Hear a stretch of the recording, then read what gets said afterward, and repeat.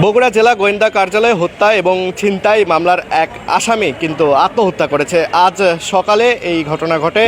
হত্যা এবং ছিনতাইয়ের ঘটনায় আসামি আসাদুজ্জামানকে গতকাল রাতে কিন্তু গ্রেপ্তার করে জেলা গোয়েন্দা পুলিশ এবং গ্রেপ্তারের পর গতকালকে তাকে জিজ্ঞাসাবাদ করা হয়। এরপর আজকে সকালে যখন তাকে আইনগত প্রক্রিয়া সম্পূর্ণ করার জন্য প্রস্তুতি নেওয়া হচ্ছিল, ঠিক সেই সময় সকালে কিন্তু বাথরুমে যায় আসামি আসাদুজ্জামান। বাথরুমে গিয়ে বাথরুমের ভেন্টিলেটরের যে রড রয়েছে সেই ভেন্টিলেটরের রডের সাথে তার পরনের লুঙ্গি খুলে লাগিয়ে কিন্তু সেখানে আত্মহত্যার ঘটনা ঘটে বলে পুলিশ আমাদেরকে যেমনটি জানিয়েছেন। এসব ঘটনা নিশ্চিত করেছে বগুড়া জেলা গোয়েন্দা পুলিশের অপরাধ বিভাগের পুলিশ সুপার হোসাইন মোহাম্মদ রায়হান। একটা সময় সে বাথরুমে ঢোকে, সেখানে 5-7 মিনিট স্টে করে, তারপর আমাদের সন্দেহ হয় যে বের হচ্ছে না কেন।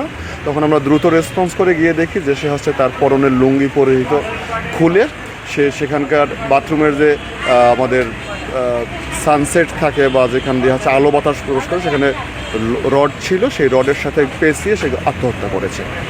তারপর তাকে আমরা উদ্ধার করে খুব দ্রুত আমরা হাসপাতালে নিয়ে আসি।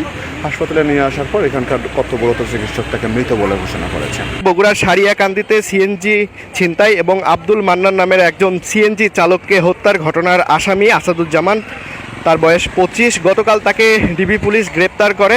গ্রেপ্তারের পর গতকাল ডিবির কাছে হত্যায় জড়িত থাকার বিষয়টি কিন্তু স্বীকার করে আসামি। বগুড়া অতিরিক্ত পুলিশ সুপার অপরাধ বিভাগের তিনি যেমনটি জানিয়েছেন যে আসামি সকালে নাস্তা করে কিন্তু বাথরুমে যায় এবং বাথরুমে গিয়ে সে ভেন্টিলেটরের যে রড রয়েছে সেই রডের সাথে তার পরনের লুঙ্গিটি খুলে সেখানে ঝুলে কিন্তু আত্মহত্যা করে। তাকে পুলিশ এই ঘটনা টের পেয়ে দ্রুত বগুড়ার মোহাম্মদ আলী হাসপাতালে নিয়ে আসলে কর্তব্যরত চিকিৎসক তাকে মৃত ঘোষণা করে। এই মুহূর্তে আসামির যে মরদেহ সেই মরদেহটি বগুড়ার মোহাম্মদ আলী হাসপাতালের জরুরি বিভাগে তো রাখা হয়েছে। দর্শক, এই ছিল বগুড়ার মোহাম্মদ আলী হাসপাতাল থেকে ছিনতাই এবং হত্যার ঘটনার আসামির ডিবি হেফাজতে মৃত্যুর সর্বশেষ খবর।